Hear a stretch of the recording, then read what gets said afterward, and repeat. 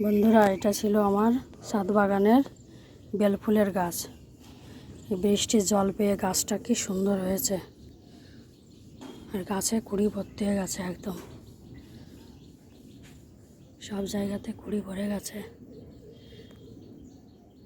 সব ফুলগুলো ফুটলে এত সুন্দর লাগবে না দেখতে, আর এত সুন্দর গন্ধ ওই ফুলটাতে, একদম মনটা একেবারে ভরে যায়। এত ভালো লাগে না, সুগন্ধ একেবারে মোমো করে একদম।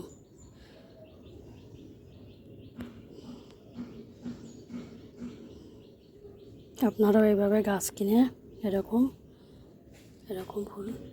ফুলের গাছ লাগাবেন, দেখবেন কতটা ভালো লাগে, মন ভালো থাকবে, মনের মধ্যে কোনো কষ্ট থাকবে না। খুব সুন্দর হয়েছে।